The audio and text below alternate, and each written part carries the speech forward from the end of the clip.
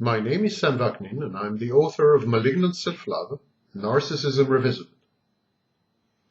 How often have you heard the following phrases coupled with the most horrific physical, verbal, and psychological abuse?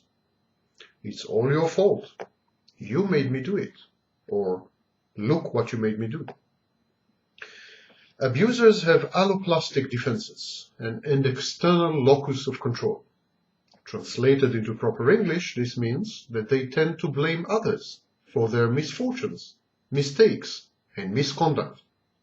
Abusers believe that the world is a hostile place, out to get them, and that there is little they can do to mitigate and ameliorate their failures and defeats. Their acts and choices are brought on by other people's malevolence, negligence, and stupidity, believe abusers. Abusers regard themselves, therefore, as eternal victims.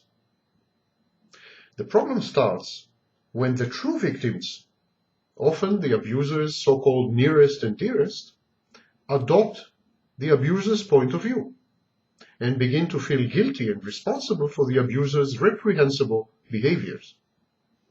This folie à deux, literally in French, madness in twosome. This shared psychosis is very common.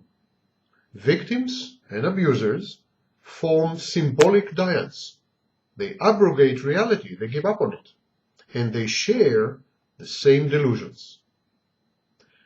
The abuser and his victim allocate roles. The victim triggers the abuse and deserves it. The abuser is merely a hapless tool, devoid of volition and with an absent impulse control. But why would anyone succumb to such a patently fallacious view of the world? Why would anyone, any victim, assume the guilt for her own torture and maltreatment?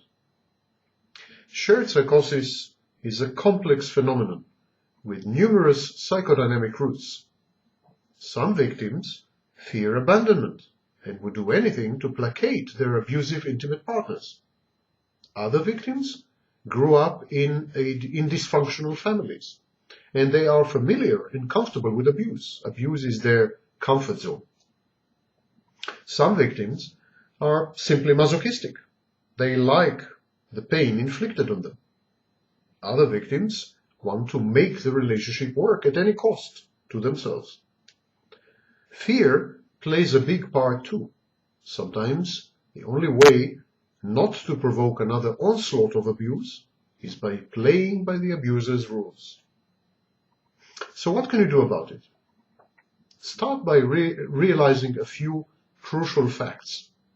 And these are facts supported by reams of research and mountain ranges of court decisions. Abuse is never justified.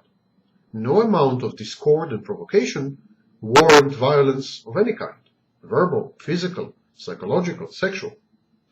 The abuser chooses to misbehave. She or he is not compelled to batter you, berate you, or rape you, or humiliate you. These are choices. There is nothing you could have done differently to forestall the abuse. You are not guilty for being abused. You're not to blame for your own abuse. You are the victim, not the perpetrator. These should be your mantras. Your abuser does not love you. Abuse and love are antonyms. Abuse is never a form of expressing love. Next, try to figure out why you have acquiesced to your abuser's behavior. Are you anxious that he may abandon you if you stand up for yourself? Are you scared that the abuse may escalate if you resist him? Do you feel helpless? Have you always felt helpless, or is this learned helplessness, encouraged by the abuser in many cases? Are you truly alone, or do you have supportive friends and family? What about the authorities? Do you trust them to protect you?